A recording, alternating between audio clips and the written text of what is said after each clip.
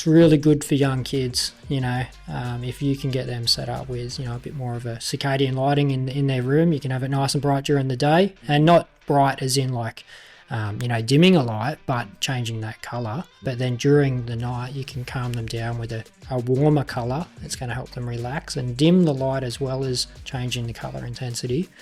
So yeah, help them settle for bed. G'day guys, welcome to the MTDC Lounge. This is a podcast that breaks down everything you need to know about designing and building your ultimate home and what to expect. Whether you're a DIY renovator, a budding developer, or everything in between, we'll dive into the building journey, touching on what to expect, what's next, and how to go about it. We'll hear from a heap of experienced consultants and trades about all aspects. So let's get stuck in.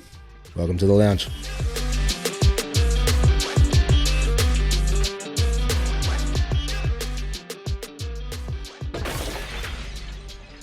G'day guys, and welcome to another episode of the MTDC Lounge.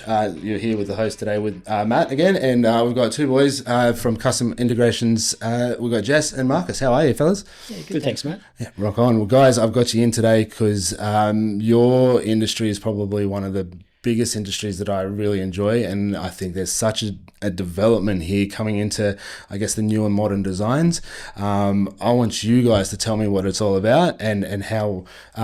I guess where you've morphed from Sparkies and all that into integrating homes. Yeah. So I'm Jesse. We've been in the business now for 11. This is our 11th year as electrical contractors. We got into integration services probably about 8 years ago.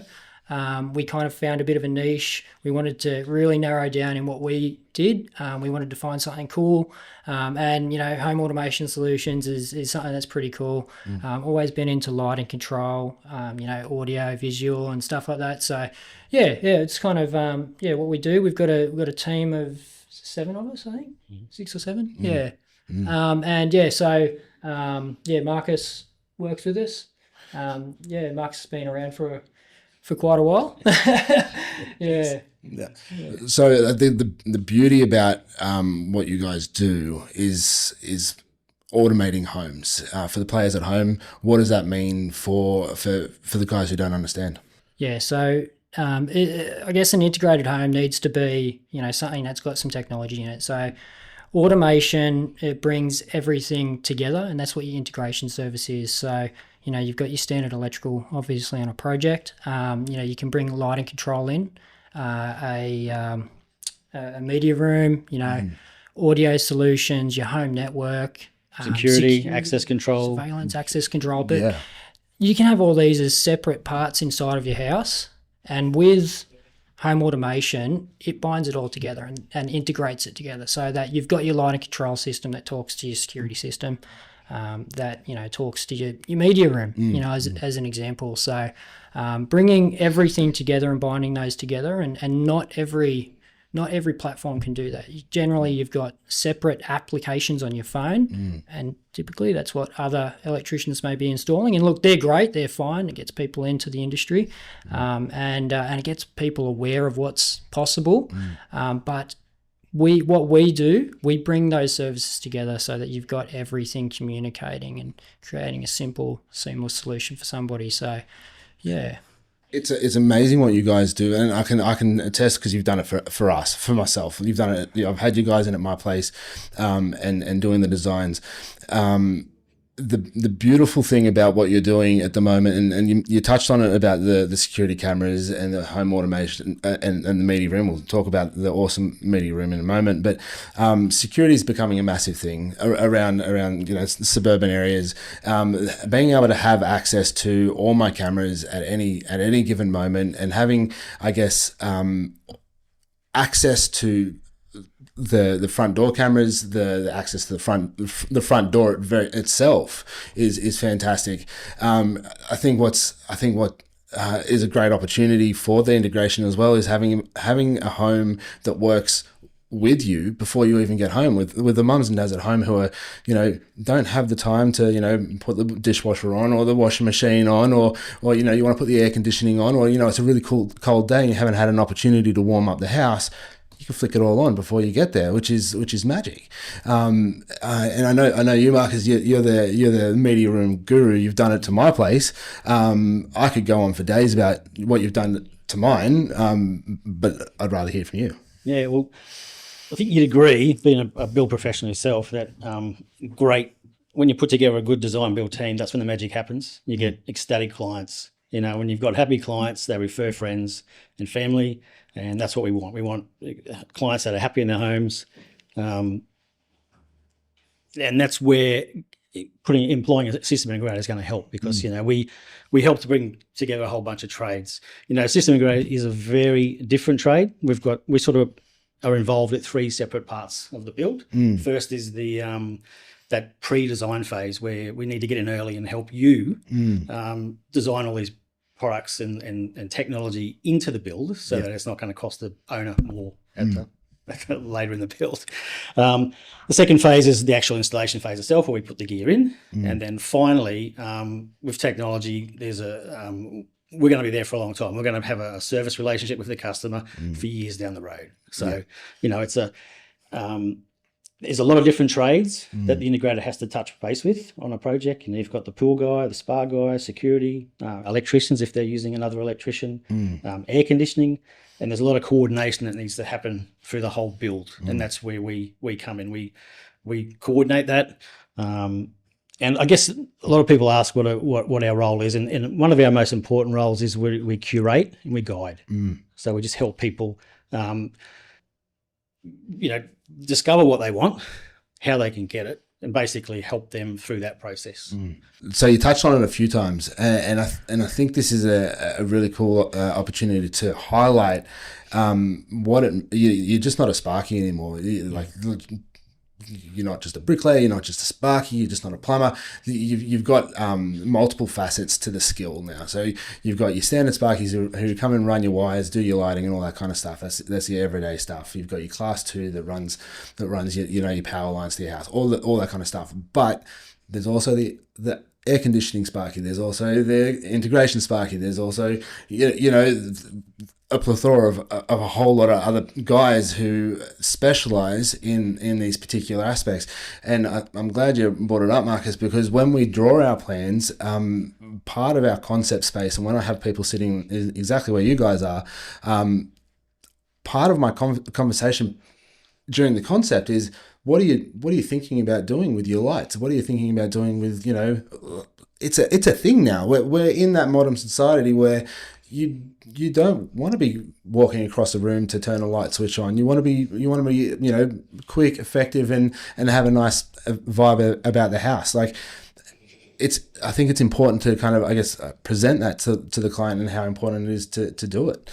Well, most clients don't know what's possible, and if they're not exposed to it, and, a big part of our job is education, especially early in the process, just to sit down with the client and explain to them, what's possible, and also how much it costs, because to have a upfront expectation of what these things are going to cost is very important, because otherwise you get to the end of the project where the price is revealed and it's all too much, the budget's blown, and it's too late then. So, well, the lighting and the electrical work is expensive, but it is a fundamental part of the house, I think. And like, as we're starting to progress into the modern designs, there are central hubs for server racks and stuff like that in the house. We never had to worry about a server rack in the house before. That was a commercial thing only. But I know, like, you guys set up a server rack in my place, and I've got I didn't even know that this was a thing. Like, once upon a time, I just expected to get a little modem, and we got like a spreader for the modem that would extend that stuff out. But I mean, what are there now? There's dishes, UFO dishes. I think. Yeah. So obviously, you want a central location where you take everything back to. That's not just for your data cabling, but you also want to have that central location for your lighting and your power as well. Less cable gets used inside of the house, it makes it simpler. So obviously, in that design stage, you want to make sure that you've got a central distribution point to be able to spread out of where you're going to have a rack potentially, your electrical distribution, so a subboard, and that doesn't jam up the meter board as well from an electrical point of view. So inside the rack, you've got all different things. You've got a secure router, which keeps the house nice and secure, and all the other equipment depending on what you've got in your house. But yeah, the UFO dishes on the ceiling. Sometimes, like, a lot of the time, we try and conceal those within cupboards and pantries, and areas where it's not going to block off your Wi-Fi signal, but create a good spread of Wi-Fi throughout the house. The distribution of Wi-Fi through the house, we try and conceal those in a location where you don't see it visually as much, but it all depends on the different homes that you're working on. So occasionally they are just in the hallway, but that's going to spread your Wi-Fi throughout those zones of the house. And typically you're going to have an access point, depending on the power of the access point, that's within the budget of the project. But, you want to have them within, 7 metres of each other kind of thing, line of sight, and spread the Wi-Fi through the house. I think a great thing that you guys do as well is, particularly for my house, I don't have to call Telstra. I don't have to call my service provider and things like that. You guys are my communication. Like, you've given me an app that I can work with you guys if I've got a bit of a situation with the connection or anything like that. I can flick you a message. I call you, but you can definitely just get in touch with you guys, and you guys have a bit of a fiddle around remotely. You don't even have to come out anymore, which is going to save the client time, money, effort. Call out fees, absolutely. Like there's multiple times, and one of the benefits, again, like having an automated house, or even like an automated media room, because that's the most heaviest automation in my place at the moment.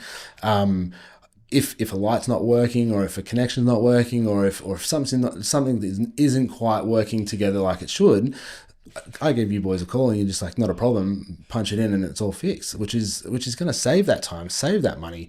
It's going to be quick and efficient. Now and that goes back to that aftercare and service piece that I mentioned before. With an integrator, that's what we do.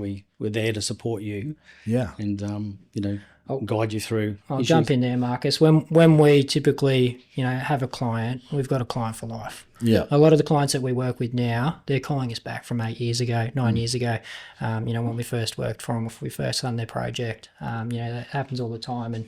And that comes back to the service side of things, is that, you've got people, they need something done, and we can react to it quite promptly. And if we can do that remotely, then we can get into their, they provide access to us as well when we need to. But we use the software, and we've gone down and tried different solutions, and what we're using now we've found it to be the best solution that suits us. It suits our clients best as well, so the platforms that we use. I'm so glad that you have those clients for so long, because the question is going to really resonate with you guys as well. Tech is always going to be obsolete. I've always been brought up with computers will run out, well, it used to be 3 years. It's definitely running out now, far shorter. What is your opinion, and I guess how would you mitigate the need to upgrade this tech as it progresses? Well, it all depends on what you need in your house and what you've got going through the house. How often do you replace your mobile phone? How often do you upgrade your car? You shouldn't need to update that technology in the house as often. A bit like a dishwasher, maybe a fridge, TV. You're not changing those things all the time. Those things are lasting, depending on the, what you buy, but, they're lasting longer. So the technology in your house, in terms of, I guess, lighting control solutions, that's, it's generally going to last, what should be considered a reasonable amount of time. So you can only turn on and off a light a certain way. Yeah, there's only certain components of the system that will need updating. Like anything that's got a microprocessor in it or runs on software, eventually it will get slow and it'll get clunky, so we'll replace. But we're still working on projects that have had like Clipsal C-Bus installed in the early 2000s, and it still works fine. Yeah, we just layer something else over the top of it to be the coordinator, and it still turns the lights on and off and dims them, and so. Well, that's and that gives us an opportunity to I guess progress and morph and mold and evolve with all the products as things come out, because I know this might be a little bit of a tricky question, but I mean, ultimately you want to be involved at the concept stage. What about mums and dads at home who want to do the renovations, but they've already got their lighting and their wiring structure in, but they want to go back and retrospectively fit this automation system? How hard is it? What kind of I guess roundabout cost expectation can somebody say, well, you know what, I want to have that Google Home throughout all the houses. I want to have the lights that can be turning on and off. Like what would be their process? How would they get you guys involved? Do they need us? Do they come straight to you? Yeah, it's a hard one to answer, because if somebody gives you a set of plans, are you going to say straight away, yes, this job's going to cost, let's just say $1 million, as a building perspective, you can go, okay, well, yes, that could cost $1 million, but it all depends on what you want. So it depends on what the client's going to have. I guess from an electrical point of view, if somebody's doing a $1 million renovation or a build, 5% of the building cost could be your electrical. And depending on the technology that they're putting in their house, it could be another 5%. It doesn't have to be that amount. It all depends on what the client wants or needs, and it just depends on what suits them. So the technologies for retrofitting. So like if you're doing a new project, you obviously wire everything in. To do a retrofit, we've got wireless products. So the control systems are all still the same, but it's a wireless system that controls your existing lights and just goes in behind light switches like what we've got at your place, in the theatre room. So that was already done, and we went in there and retrofitted that stuff later on. It's always going to be more expensive. We were talking about it before, Matt, like earlier today, cable's king. If you can get a cable to it, you're best to do it. So, So that's if they're not doing the reno, if they're not doing the new build, like what would be, I guess, the client's process to try and get all that stuff in? Like obviously you can drill all your holes through your noggins and your studs and all your bits and pieces, but that would be hard and dirty work. What would be the best result for them? Depending on how the house has been wired previously, if they just call us up and say, hey, we just want a couple of lights just to be automated, we want to control the front landscape lights for us so that we never come home to a dark home. We want the kitchen because that's one of the most used lights in the house. A couple of little zones just throughout the house, we can come in and put wireless devices in behind your existing light switches, so nothing gets changed there. And then you've got that controller, the processor, the brains, that will, go in at the, Telstra modem or your rack, depending on how much you've got in your system, and it controls the house from that. So, yeah. G'day guys, just quickly, if you're finding this podcast info relevant to you, then I'd like to quickly talk to you about what we do at MT Design Collective. You hear us talk all the time about the importance of solid, detailed home design practices so that you're not left with extra fees, delays or unexpected costs in building your ultimate home. Here at MTDC, we design homes and provide plans that builders love to build and councils love to approve. If you're looking at a renovation, a new build or alteration, then we'd love to help you work out the next steps forward. Book a free, no obligation chat with us and we'll come out to your site, as it's the only way to truly get authentic, no bullshit advice. Link is in the show notes. Okay, back to the show. When people are designing for homes and things, or even renovating for homes, what are the things that can be automated but nobody actually thinks that they can be automated? Well, pretty much anything in your home. It all comes down to how much you want to spend. Yeah. Because there's any product you can connect to with some sort of contact closure relay or interface serial RS-232, we can automate. But yeah, it just comes down to if you've got a use for it and how much you want to spend. And something I'd really like to try and test to be, frosted glass. Having that, where you can walk into your room and if, sensors would automatically, frost out the glass for you. So I think that'd be really cool. We haven't been asked to do it yet. It'd be something cool that I'd like to, to do for someone. It's interesting that you brought that one up actually, because we have actually done a job and it's actually in construction that has done that. I was mortified to find out that they can do this. But what they've done is they've put a whole top floor on their house, and this top floor, I kid you not, is completely glass. External walls are glass, internal walls are glass, bathrooms, toilets, bedrooms, all glass. I was disgusted. I was disgusted. I was disgusted. But it is when it was explained and because obviously we had to do all the construction details, and when we ran through all of the information, because if you've got the showers and you've got the toilets and all the bits and pieces that are connected ideally through the walls, they can't all be glass. You have to hide those services unless you're trying to make sure that they're a bit of a feature. Anyway, that was a bit of a fun thing to try and design around, but minus the fact that we're just going to put tiles in that specific space of that glass wall.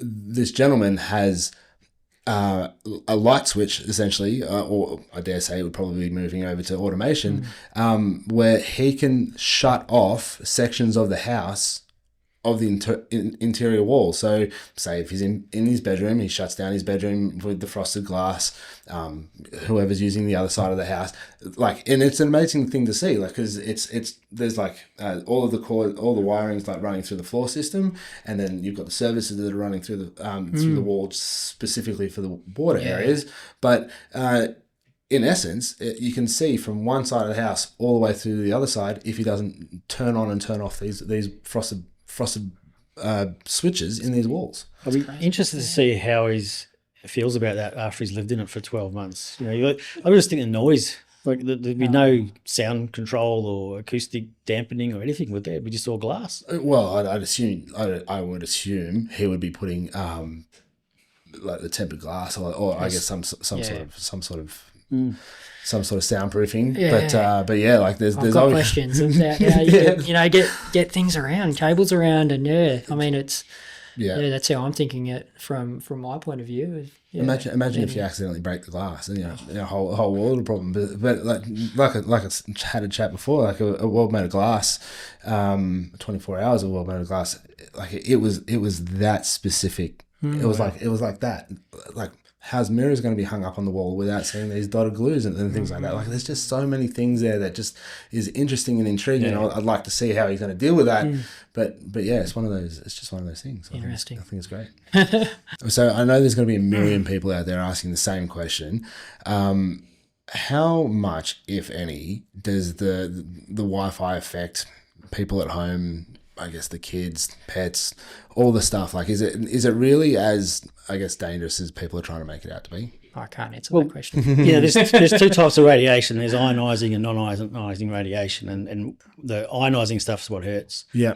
Most of what Wi-Fi is all non-ionising. So Perfect. In theory, and all the research is done is that Wi-Fi is not hurting you. Perfect. So for the guys at home who are saying that, I want automation, but I'm worried about all the Wi-Fi signals that are running through the house, this one's all right. Don't worry about it. Just chuck it in there and be happy with the house. Right? The bigger concern is if someone hacks your Wi-Fi. Yeah, right. Start turning the lights on and off. Yeah. But okay. I think one of the things that I really want to highlight for you guys in particular as well is that you guys won an award for an NDIS house that was designed. I really want to touch on that, and I really want to dig into what you made from that house to make it such a great house.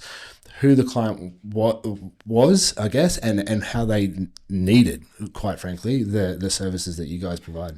Yeah, I guess we were engaged quite early in the process. We had a client come with us with specific needs. They were disabled, quite handicapped, into a point where they, just could only get access, via a wheelchair. I don't know how best to describe the scenario.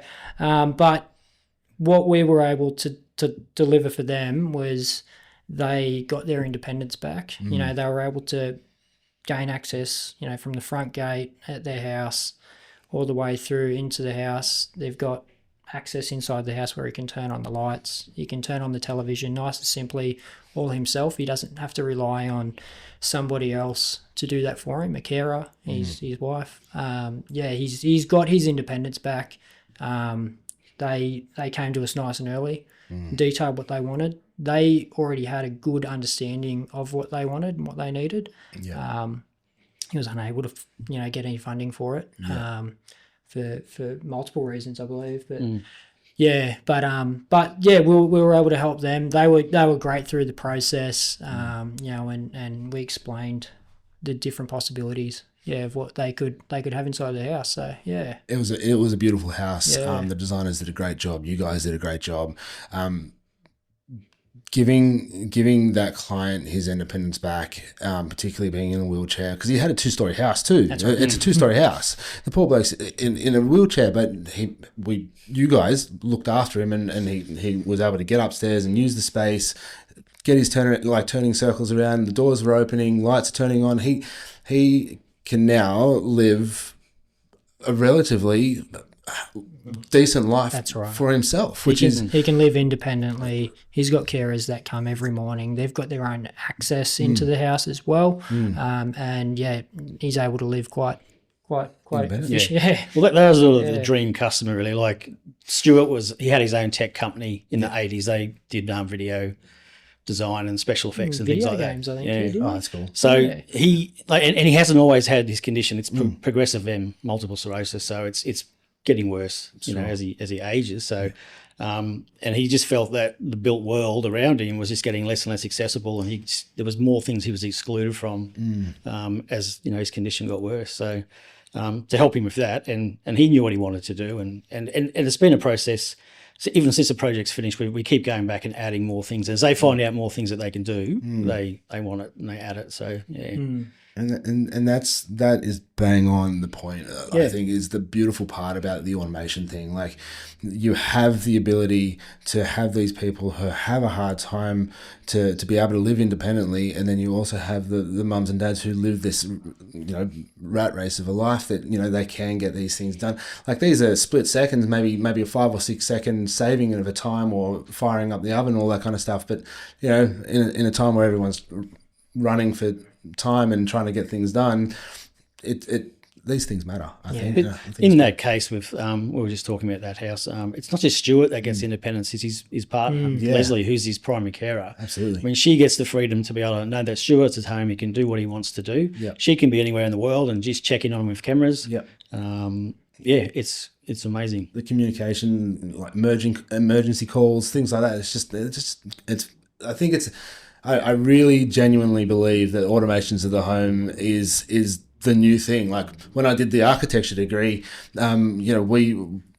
we learnt, and we actually watched the video. I think it was 24 Hours Made of Glass, and it was one of those things that really, really inspired me, because you could see all the things that digitally you can do in glass, and you can kind of like watch your news, and you can connect to everybody through your mirrors and all that kind of stuff. Like it's amazing things, and I think the limit to this now is I don't think there is a limit. It's you could do anything with a house that would make that incredibly comfortable throughout the whole time. There's the wellness aspect as well. Yeah. Wellness going forward with lighting, security, all these things give you peace of mind. Even having music in the house. I mean, how much does music change your mood and can make a bad day a good day? Absolutely. So that's a huge part of it, of automation, is the wellness aspects it brings. Yeah. Imagine waking up in the morning to your Meadow music and stuff like that for your alarm. Like there's so many things that can be done, and it's so good. Okay, let's boil it down to, I guess, costs. And I guess people who want to do it themselves, and why it's important to get professionals like yourselves, because anybody could go to the Bunnings and pay the $20 and get the sensor lights and things like that.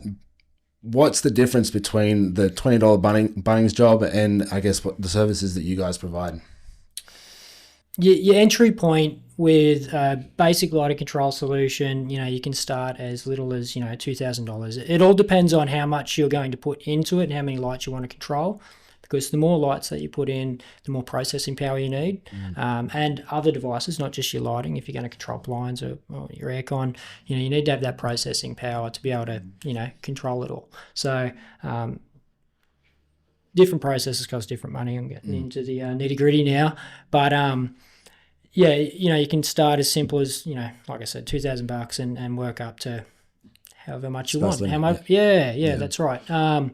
But the difference between what we do and what a $20 Bunnings outlet might cost, maybe $30. Yeah. But they're quite tied into that one ecosystem. They don't communicate between other ecosystems. When I say ecosystems, I mean your security system, cameras, access control. They're not communicating between each other like what the solutions we can provide. So they're great. They serve a place in the market. They get people interested, and we can come in with a solution for the next project that brings everything together. So, Control your house from one app. Yeah, that's right. And I think that's incredible. Imagine, we call it app acne. Yeah. You open your phone up and you got 50 apps on your phone to turn the lights on, check the cameras, turn your aircon on. You open your app up, your phone up, and you can turn your you can turn your aircon on, you can turn your lights on, you can open the blinds, you can turn the TV on. Yeah. The idea isn't opening your phone up to turn these things on either. You want these things to automatically happen for you. Yeah. So you wake up in the morning, you're going to hit one switch that says hello. It turns the lights on in the kitchen. Yeah. You might have it turn some music on in your ensuite or outside on the deck, wherever you go, your kitchen maybe. And, the TV might turn on, see the news straight away if you want to watch what's happening around the world. The blind, I think I said the blind's open, your aircon comes on. But what I'm trying to say is that one switch can do multiple things for you that run, your standard habits that you schedule that you run to. So you go to bed at night and you hit good night, everything switches off.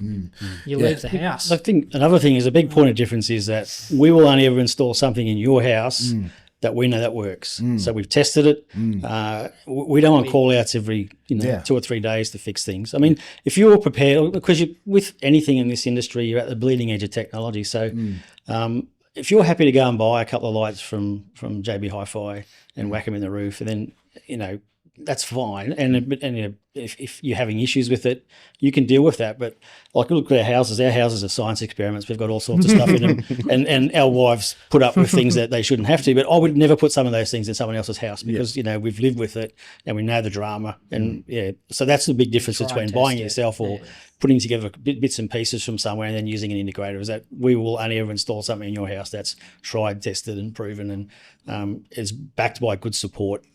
Product support by companies that will give you 3-year warranty, advanced replacements and all those sorts of things. That's part of how we run a business and how we can, survive, because call outs kill. Yeah, and the custom integrations has to have that custom touch. Like it's, I mean, you if you've tried it and you've tested it and you understand it and you're working with it, you're going to be able to know how to fix it at the end of the day. And I mean, you touched on it before, like you're pressing buttons, but we're going the way of the world of where, with Google Home and Alexa and all that kind of stuff. Your sensors.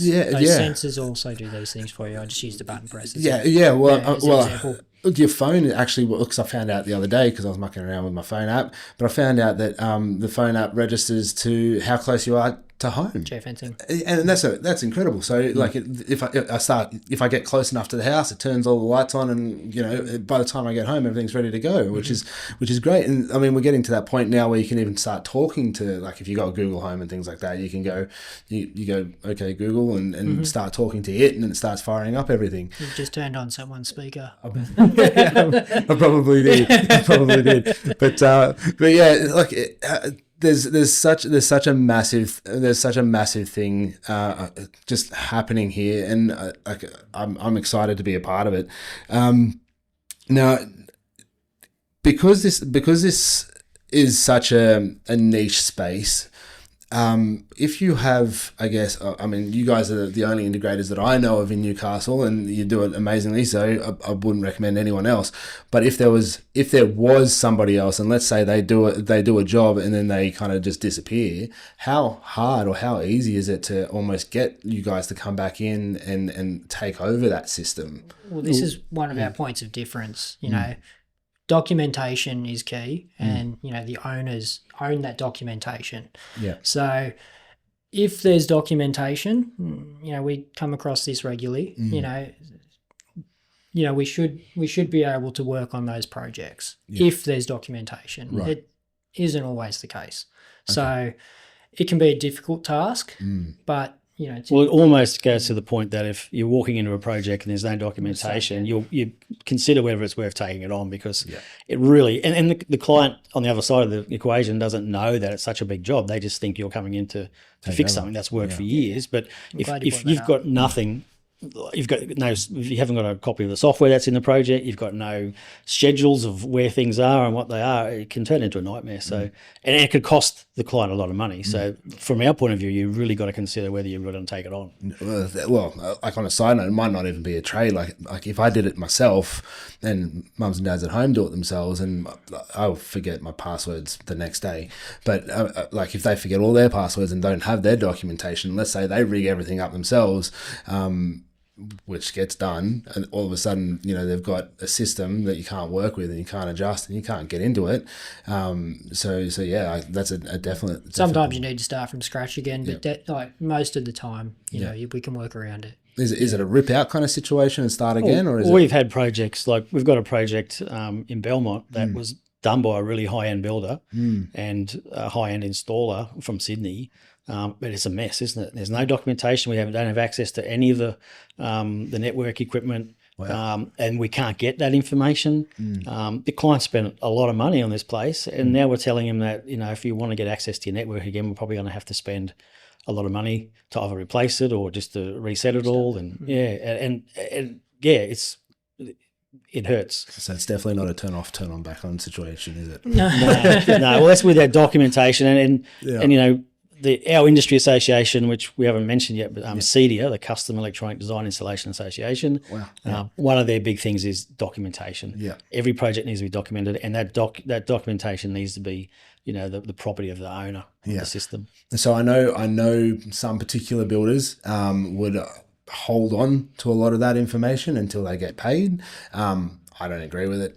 It is what it is, but how would we protect the client, because obviously it's a fundamental part of the house usage. How would we protect the client to make sure that if anything does go belly up and ultimately they have a house that is bricked or you can't use it, how can we make sure that all of our listeners who are getting involved with this can protect themselves to make sure that they get that information as soon as they can? It's really about making sure you use the right people. Yeah. Yeah. Like I said, CEDIA, if you look at CEDIA are a global organisation, 4,000 member companies all around the world, and they're all about training, providing training, keeping guys up to certain standards. And, if you employ someone who's a CEDIA contractor, you're going to be on the right track. Yeah. Yeah. So, and is there a way to check that? Yeah, so they've online. There's cedia.net. Member search, and they'll put you in touch with members in your local area. Is there a particular license or anything like that people should be watching out for at all? Or It's getting to that point. Yeah. This year is a big year for CEDIA. They've just introduced in Australia. They're getting over the line an apprentice scheme, so we will have a pipeline of trained CEDIA certified guys coming integrators. out. Awesome. Integrators in a recognised trade. Yeah. Okay. Yeah, Great. So it's getting to a point where it'll be. It'll be a recognition that you are a CEDIA certified company or a CEDIA installer or integrator. Yeah. Yeah, so similar to the pool installers, similar to the builders, similar, they need those licenses, they need those checks and things like that. Which is that's right. Yeah. Which I get for I guess trades and things like that. We're paying more money to get licenses and things like that. But it's more about the recognition that you're actually going to do a good job. That's right.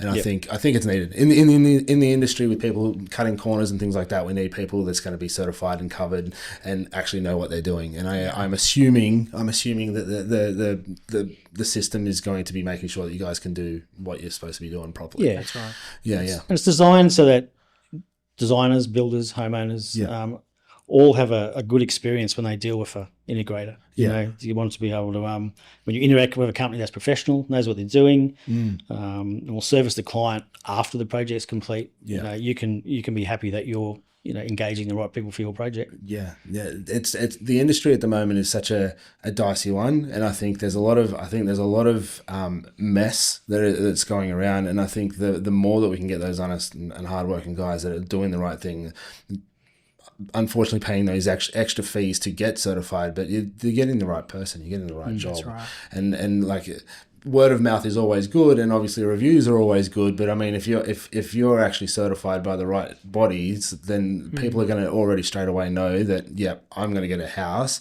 And I think through that body, maybe something could be once that product or once the house has been integrated, maybe all the reports and all the stuff could be uploaded into that system or into that body where people can access that sensitive kind of stuff. Information though. So, it is sensitive. I get that, but it's it's almost, I don't want it to go into the cloud and things like that, because that can get hacked and all that kind of stuff. But similar to building information, building certificates and things like that, like waterproofing and all that kind of noise. I think there should be a central body where I guess these reports and these expectations should be placed just in case everything goes belly up. Those reports faults are still available, and can be easily accessible. So I don't know how to fix that, but I think it's probably a great op. So we're in Newcastle. We work around a lot of salt water. It's a city by the sea. How much effect does the salt water take on, I guess, the electrics? Electrically, it obviously makes. It depends on the conditions. We've got different homes that we, regularly get call outs to for circuits tripping, and typically you don't always find a certain fault, but you remove multiple outlets, clean them up, and then you can get circuits back up and running again from an electrical side of things. Again, it can also affect your lighting too. So, it can reduce the lifespan of different lights and globes, but it all depends on the, ingress protection of the fittings that are installed too. So, So, is there a way that we can protect or expect? I think if you live in the waterfront in Newcastle, I don't think there's anything you can do. It's just so harsh. It's so harsh. It doesn't matter if it's stainless steel or the IP ratings. Eventually, it's going to rust. It's going to corrode. Yeah. Right. So like the PVC fittings and things like that. I understand that the electrical system needs metal to conduct. I get that, but is there encasings or anything like that you can foresee kind of coming out in the future, or is there ways that we can kind of protect that product from lifespans? No, just the standard range that's currently out there. There's not too much else that can really protect it from the sea salt.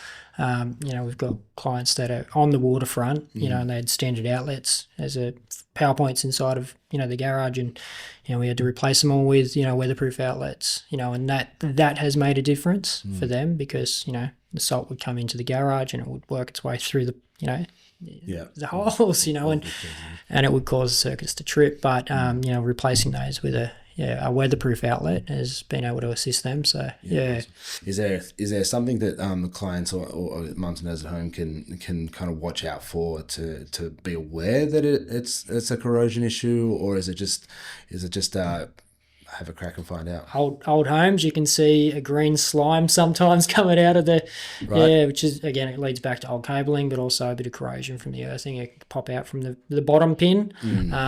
That's even on a project. If we're pre-wiring a project and we don't seal up the tapes on the ends of the cables, by the time we get to terminate those cables, we might have to cut 2 meters off because it's corroded all the way up the cable, and that's in the space of 6 months. Wow. So that's incredible, and I guess there's no way to other than having you guys in to have a look. There's no other way other than seeing that corrosion or that oxidization through I guess the walling system. No, it just happens in the background. Yeah, unfortunately. Yeah. Not a good answer there, mate. No, it was good. It was good because at the end of the day, if you're seeing green goo, it's not the slime out of Ghostbusters, is it? Don't get it in your eyes. Yeah. No, that's gross. Well, I'm going to ask a question, but it's going to be a cooker question. So I want to kind of splice it in with the other tweaker question about the Wi-Fi signals. Is the systems like the Google Homes and the Alexa stuff? Is there any merit to people believing that the systems are listening, particularly if you're going to start automating the houses? Oh, I think there is. I mean, you only have to be talking about something and all of a sudden ads pop up on Facebook or Instagram, regarding what you're talking about. So even though the companies tell us they're not listening, something must be. Yeah. So you think if homes like this is starting to be automated and you're using your phones or your apps and things like that to talk to your homes and things like that, do you think that you would have, I guess, Google and the other systems would probably use it? Control 4. It's one of their big things. Yeah. Privacy. No information that passes through Google or Alexa that's related to Control 4, it goes to their own private server and then back. It's not released onto the web, so you can't access that. Yeah. But anything else that you're talking about on Google Alexa probably can be. You can't stop. Yeah. I mean, I've had issues where I've asked Google a question and it doesn't answer, and then 5 minutes later it does something that obviously someone else somewhere in the world has asked and tries to do it and says, I can't do that, So it's their servers obviously get confused and mix things up. It's a common thing that I hear, and I guess everybody else would listen, but it's one of those things that it is what it is, and we just got to take our steps to make sure we're covering it. There is a voice control platform over there in the US that they. Josh AI. Yeah. And I'm actually not too familiar with it, but they're quite closed in and quite secure. So, yeah. Is AI starting to play a bigger part in the automation world and I guess your space? It will. It'll make, like, in the next sort of 10 years, I mean, we might not even have a job. Oh, You got to put it in. But there's even players in the States now that are bringing in AI platforms that will just aggregate all the bits and pieces you've got on your phone and software and aggregate them together and then use AI to tell them to control things. So you don't have a control platform anymore. But I mean, these are early stages, but you can see where AI is going. It's it's definitely going to have a place for sure. That's incredible. So in terms of, and we touched on it a little bit earlier for the UFO discs. Now, just to be clear, the UFO discs are the Wi-Fi hubs, Wi-Fi access points. Yeah, so they distribute your Wi-Fi throughout their house. Yeah. So I know you've got your Ethernet cable, the plugs into the wall, and you've got the UFO hubs or the separated Wi-Fi spaces. What's the best way for them to get the best possible internet throughout their house? If you can get a cable to it, do it. Cable's king. Get a cable to it. So, TV, a minimum of 3 data outlets at a TV. You want to make sure you've got one for the television, potential for a game, and possibly soundbar or provision for something else. Data cabling, Cat 6 at a minimum. We're probably looking to jump up that next standard into our Cat 6A cable. It's a thicker size cable, allows more bandwidth to run through it. So, but definitely if you can get a cable to it, you want to run a data cable. So if you can make it work within the budget, you don't want to rely on your Wi-Fi network.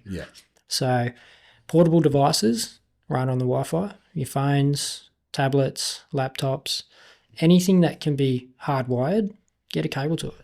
That's my recommendation. It's more secure and it's faster. So we're hearing a lot about living qualities, kids being able to sleep better. People are trying to connect to the natural lighting of the daytime and things like that. Circadian lighting. Thank you very much.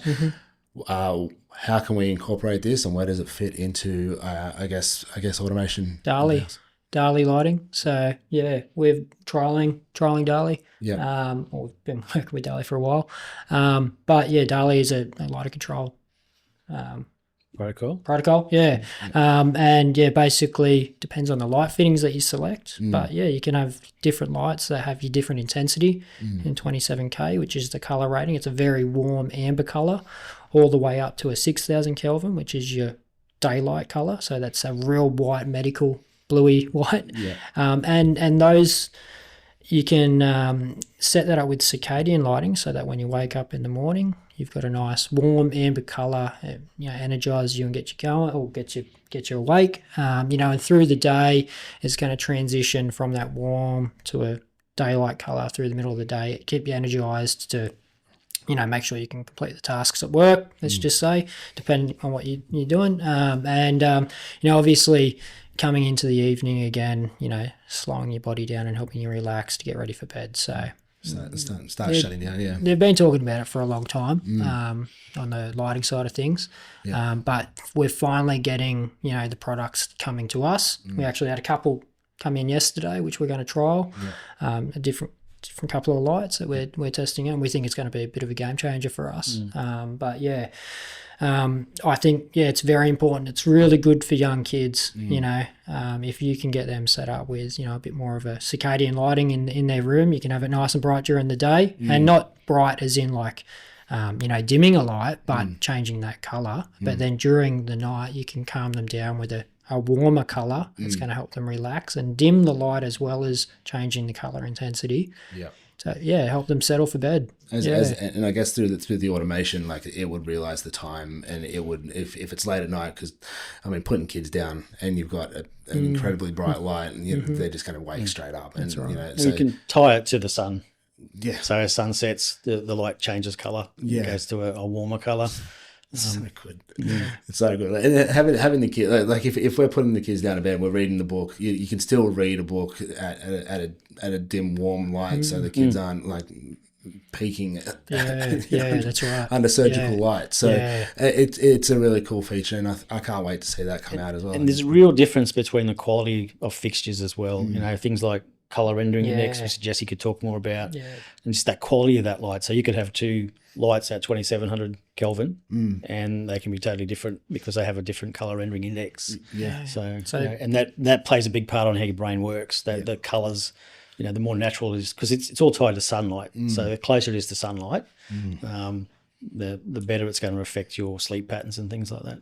It's wild. Like lighting and electricals is such an integral part of design. In I guess from concept all the way through to build, and it will. And like I had a chat with Michelle from Space by Spark. She does this design, and she works very closely with you guys as well.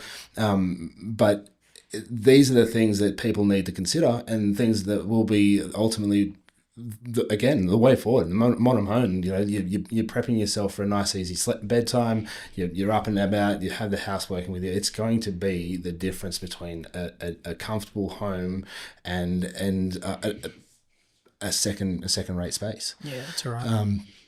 So, in keeping with, I guess, with the lighting and the adjusting and the kelvins and all the bits and pieces, this is obviously going to be quite a heavy load, I guess, on the electricity and on your bills and all your bits and pieces.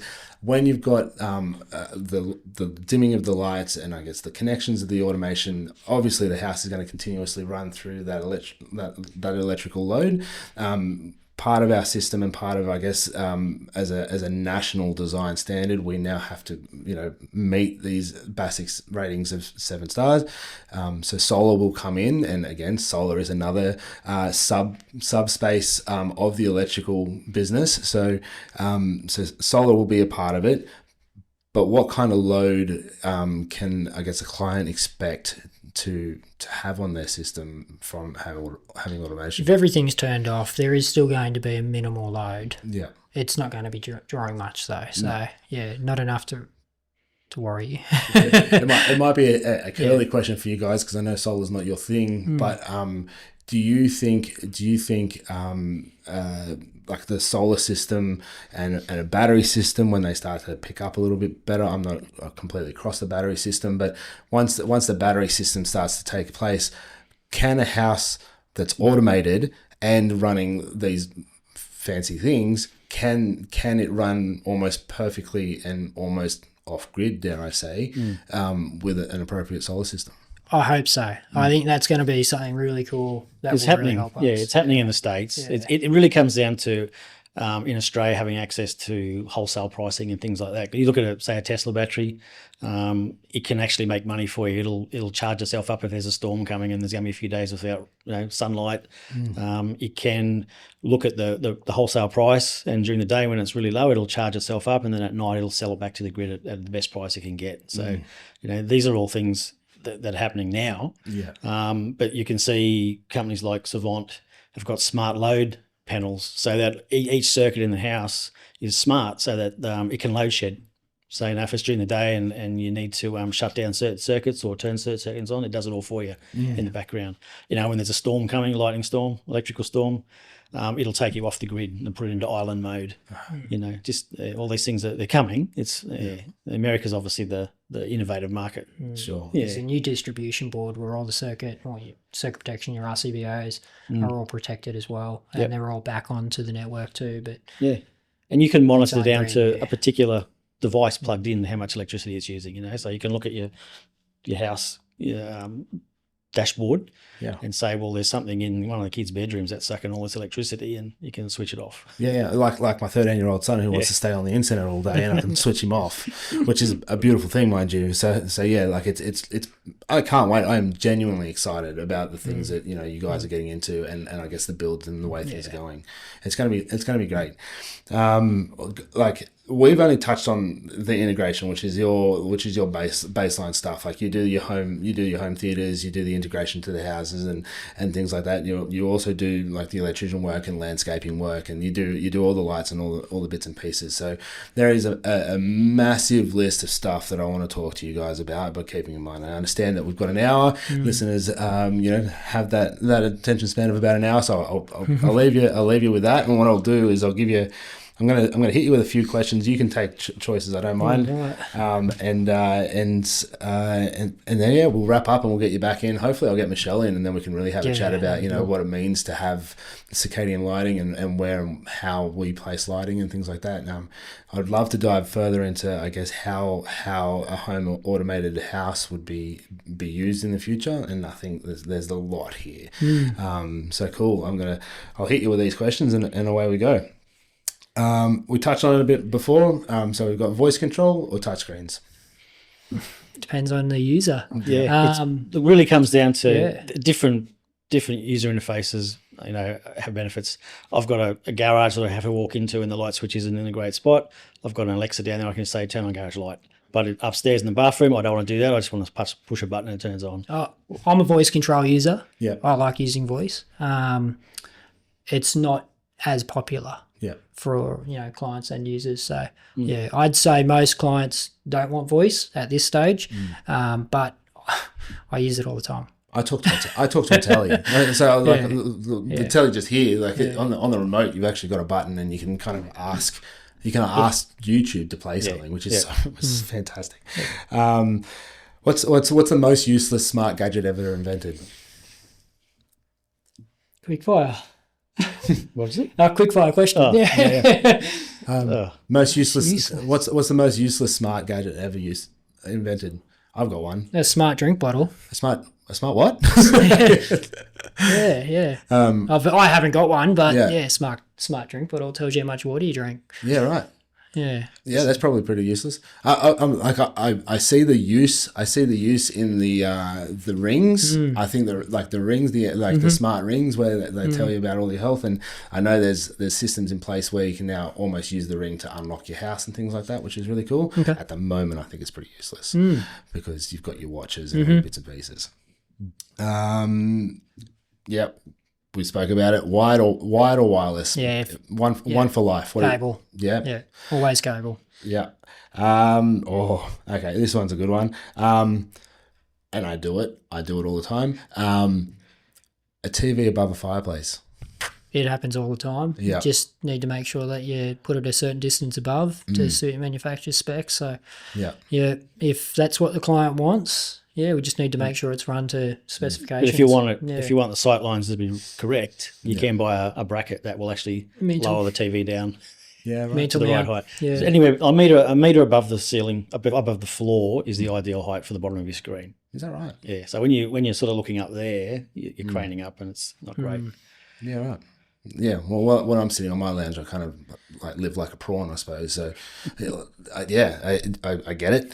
Well, in your theatre room, we aimed for getting that screen as low as possible, but we had to get the speaker in there as well. So, I'm not sure how you, like when you're watching TV in there, whether you feel that's comfortable or you're still looking up a bit. Or Well, I'll lay down. I'll try, when I'm in that media room, I'm a sloth. I don't care. I don't care how I'm lounging. I'm lounging like a pretzel. Yeah. I do that too. It's a beautiful room, and I guess for the players at home, we've got in the media room we've got a front speaker that's under the telly. We've got the two side speakers. We've got the subs down the bottom. We've got two smaller speakers up in the bulkheads, and then we've got the back speakers. So.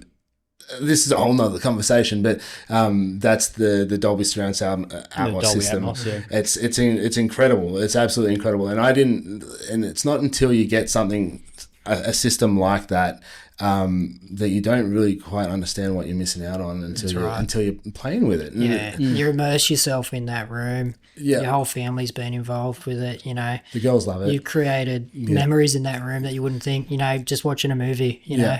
The amount of times I watched Frozen is incredible, and listening to just Frozen. My partner, she's a Harry Potter fan, so and you can and it's really funny now that we're talking about Harry Potter and all the movies that we kind of watch. Having a system like the one that you've installed to my place is, you've got you can watch the first Harry Potter. And you're like, oh yeah, that sounds great. Like that, it is what it is. And then you slowly start to progress. And I'm only up to the 6th or 7th movie. I don't know where we're at. I'm just kind of just go with the flow. But we get to that movie. But now it's not just speakers. It's now, you hear the flaps in the ceiling, and you hear, you got Snape like storming through the room, and you're hearing the speaker, like hearing him talk from the back speaker, and then walking around to the front. It's just you look over your shoulder, thinking there's someone there. And have you done a comparison yet between you're watching these on disc? No, have you done a comparison between watching it on disc and then watching it on, say, Disney? Who's got Harry Potter now? I don't even know who's. But have you done a comparison to see how much is missing when you stream it? Look, there's only so much Harry Potter I can deal with. I haven't yet, but that's a good quickfire question. Like, there is the disc version of the 4K discs that are coming out now for the Dolby Atmos, or there is the streaming services. Well, disc hands down. It sounds better. It's got so much more data in the audio and video streams. The pictures superior, yeah. And what does that mean? So for things like Amazon, Netflix, Disney, and all that kind of stuff, they still do have the Dolby Atmos note on it. Yep. But it's not real. It's compressed. It's just compressed, right? Yeah. So they're taking out a whole lot of information that's on the original track. The things that make the hairs stand up on the back of your neck, all that little detail, that's not on the streaming version. I think the conversation of the hair standing on your neck, it was a defining moment for me when you finished doing the media room. You're like, Matt, come in and have a listen, because you brought your own 4K player. And you're like, Matt, come and sit in the lounge, because it's a science. It's a beautiful science. But you guys both placed the lounge in the optimal spot, which it's very, very Sheldon. You put it in the optimal spot, and then you're like, come in and sit down and have a listen to The Greatest Showman. And watching The Greatest Showman, and I think she's singing up on stage, and he's watching it from the curtains. It was just such an incredible experience, and that was a moment where I was like, this is a really cool thing that everybody should get involved with. And then there was the scene where she's like kind of swinging around on the ribbons, and like because she's swinging around on the ribbons, like she's going around the speakers. Like, I think that was just incredible. I think it's great. I could go on for days. Would you recommend people maintain the fingerprint or face ID for opening doors and things like that, or is the whole lock and key the way to go? I think fingerprints and face scanning is great. Like, going forward, it's so easy and cost affordable too. It's not quite as expensive as it was years ago. But the old we don't stick PIN numbers always good too. Yeah. You don't have to take anything with you. You can walk in, tap it. I think the danger in that one though is like once upon a time, I don't know if you guys remember like the chocolate phone. Do you remember the chocolate phone? It was like the first ever touch screen phone. No, like it was like a little bit of it was like a slide phone, and it had like, anyway, probably showing my age.